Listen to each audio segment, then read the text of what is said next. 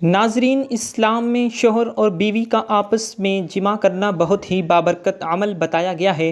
اللہ تعالیٰ کا ارشاد ہے، اور اس کی قدرت کی نشانیوں میں سے ایک نشانی یہ ہے کہ اس نے تمہارے لیے تمہاری ہی جنس کی عورتیں پیدا کیں تاکہ ان کی طرف مائل ہو کر سکون حاصل کرو۔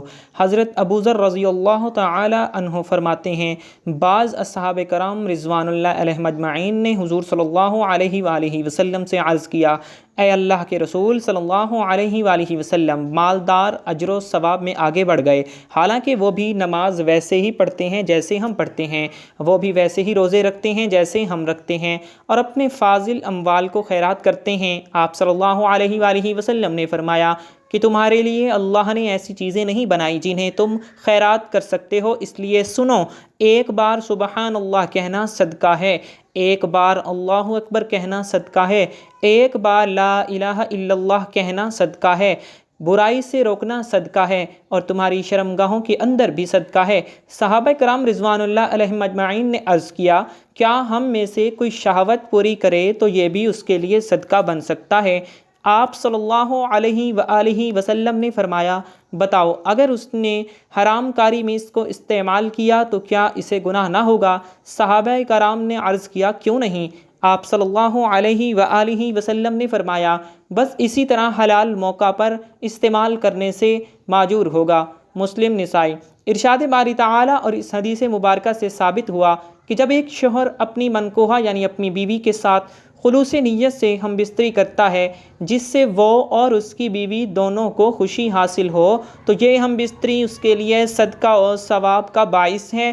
امام ابن قیم رحمۃ اللہ علیہ فرماتے ہیں، حضور اکرم صلی اللہ علیہ وآلہ وسلم نے اس علاج یعنی مجامعت یعنی جمع کرنے کی خود تلقین فرمائی، اس کے استعمال کی ترغیب دی، اسے اجر و ثواب اور خیر کا باعث قرار دیا۔ اس میں شک نہیں کہ یہ عمل کامل لذت کا سبب، محبوب کے ساتھ نیکی اور احسان کا ذریعہ، اجر و ثواب کا باعث، خیر خیرات کا وسیلہ، دل کی خوشی کا سامان، غلط افکار کے ازالہ کی تدبیر، اور روح کے ہلکے پھلکے ہونے کی علت ہے۔ اس عمل سے روح کی کثافت اور سختی دھل جاتی ہے، جسم ہلکا اور مزاج معتدل ہو جاتا ہے، صحت بحال اور فاسد مواد کی صفائی ہوتی ہے۔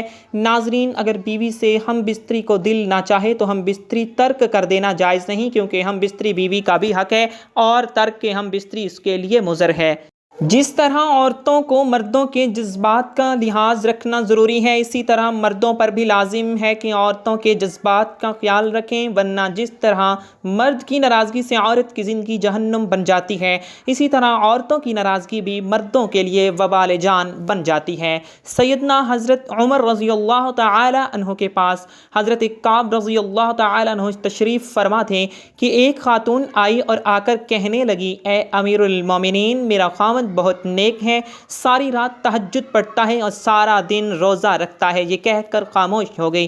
حضرت عمر رضی اللہ تعالی عنہ بڑے حیران ہوئے کہ یہ خاتون کیا کہنے آئی ہے۔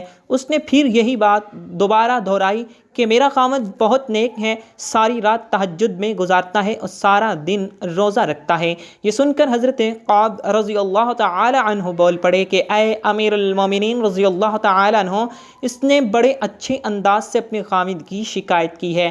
امیر المومنین بولے، کیسی شکایت؟ جب وہ ساری رات تہجد پڑھتا رہے گا اور سارا دن روزہ رکھے گا تو پھر بیوی کو وقت کب دے گا؟ تو یہ خاتون کہنا چاہتی ہے کہ میرا خاوند نیک تو ہے لیکن مجھے وقت نہیں دیتا۔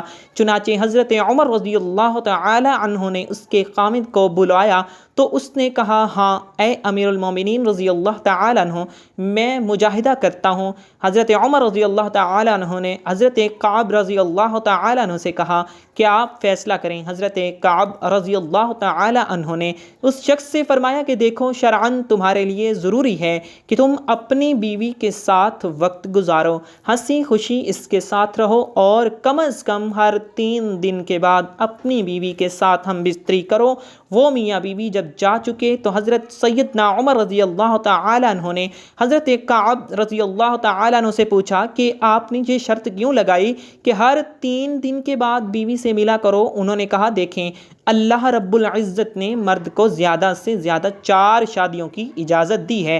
چنانچہ اگر 4 شادیاں بھی کسی کی ہوں تو 3 دن کے بعد پھر پہلی بیوی کی باری آتی ہے، تو اس لیے میں نے اس سے کہا کہ زیادہ سے زیادہ تم 3 دن رات عبادت کر سکتے ہو، اور 3 دن کے بعد 1 دن اور رات پر تمہاری بیوی کا حق ہے جو تمہیں اس کے ساتھ گزارنا پڑے گا۔ تو دیکھیں شریعت انسان کو کیا خوبصورت باتیں بتاتی ہے۔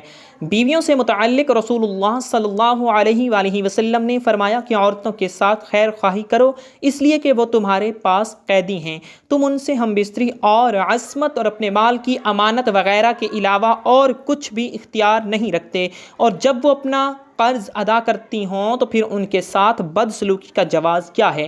ہاں، اگر وہ کسی کھلی ہوئی بے حیائی کا ارتکاب کریں تو پھر تم انہیں سزا دینے کا حق حاصل ہے، پھر اگر وہ ایسا کریں تو انہیں بستروں سے علیحدہ چھوڑ دو اور انہیں مارو، لیکن اذیت ناک مار نہ ہو۔ اس کے بعد وہ اگر تمہاری مطیع ہو جائیں تو پھر انہیں سزا دینے کا بہانہ تلاش نہ کرو۔ سنو، جس طرح تمہاری بیویوں پر حق ہے، اسی طرح تم پر تمہارا بیویوں کا بھی حق ہے۔ تمہارا حق تمہاری بیویوں پر یہ ہے کہ وہ تمہارے بستر کو ایسے لوگوں کو نہ روندنے دیں جنہیں تم ناپسند کرتے ہو، اور تمہارے گھر میں ایسے لوگوں کو آنے کی اجازت نہ دیں جنہیں تم اچھا نہیں سمجھتے۔ سنو، اور تم پر ان کا حق یہ ہے کہ تم ان کے لباس اور پہننے میں اچھا سلوک کرو۔ جس طرح عورتوں کو مردوں کے جذبات کا لحاظ رکھنا ضروری ہے، اسی طرح مردوں کو بھی لازم ہے کہ عورتوں کے جذبات کا خیال رکھیں، ورنہ جس طرح مرد کی ناراضگی سے عورت کی زندگی جہنم بن جاتی ہے، اسی طرح عورت کی ناراضگی بھی مرد کے لیے وبال جان بن جاتی ہے۔ اگر کسی اجنبی عورت پر اتفاقیہ نظر پڑ جائے اور وہ خوبصورت معلوم ہو تو گھر جا کر اپنی بیوی سے ہم بستری کر لو تاکہ شہوت کو سکون ہو سکے۔ ارشاد نبوی صلی اللہ علیہ وآلہ وسلم ہے کہ جب تم میں سے کسی عورت کو دیکھو اور وہ اسے خوبصورت دکھائی دے تو اسے اپنی بیوی کے پاس چلے جانا چاہیے، کیونکہ عورت کی شکل میں شیطان آتا ہے اور عورت کی شکل میں واپس جاتا ہے۔ اگر کسی کی بیوی نہ ہو تو وہ اللہ تعالی سے پناہ طلب کرے، گناہوں سے سلامتی کی توفیق مانگے اور شیطان مردود سے اللہ کی پناہ مانگے۔ شوہر کے لیے اور بیوی کے لیے یہ جائز نہیں کہ وہ اپنی خلوت کی باتیں کسی غیر پر ظاہر کریں، کیونکہ یہ بے وقوفی اور کمینگی ہے۔ عقل و شعور نے اس سے منع کیا ہے۔ حضرت ابو ہریرہ رضی اللہ تعالی عنہ بیان کرتے ہیں کہ نبی کریم صلی اللہ علیہ وآلہ وسلم نے مردوں کو مخاطب کرتے ہوئے پوچھا، کیا تم میں سے کوئی ایسا آدمی ہے جو اپنی بیوی سے ہم بستری یعنی کہ جماع کرتا ہو تو دروازہ بند کر کے پردہ آگے کر لیتا ہو اور اللہ کے پردے سے اس فعل کو چھپاتا ہو؟ لوگوں نے جواب دیا، ہاں ایسے لوگ موجود ہیں۔ آپ صلی اللہ علیہ وآلہ وسلم نے پھر پوچھا کہ کیا کوئی ایسا آدمی بھی ہے جو اسے جا کر دوسروں کے سامنے بیان کرتا ہو؟ یہ سن کر صحابہ کرام رضوان اللہ علیہم اجمعین خاموش ہو گئے، اور اس کے بعد آپ صلی اللہ علیہ وآلہ وسلم عورتوں کی طرف مخاطب ہوئے اور ان سے پوچھا، کیا تم میں سے کوئی ایسی عورت ہے جو اپنے خامن سے خلوت کی باتیں دوسری عورتوں سے بیان کرتی ہو؟ عورتیں خاموش رہیں، لیکن ایک نوجوان عورت اپنے ایک گھٹنے پر کھڑی ہو کر رسول کریم صلی اللہ علیہ وآلہ وسلم کی طرف جھانکتی ہے اور آپ صلی اللہ علیہ وآلہ وسلم کی باتیں سن کر کہتی ہے،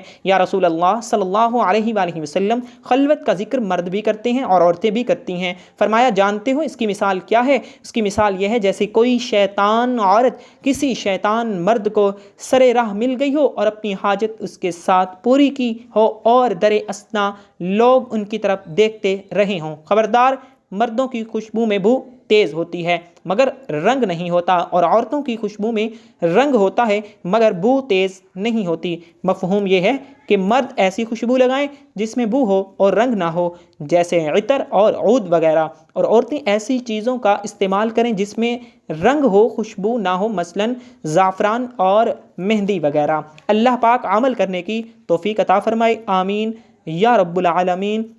ناظرین محترم، کمنٹ باکس میں اللہ کے 99 ناموں میں سے کوئی ایک نام ضرور ٹائپ کیجیے گا۔ والسلام۔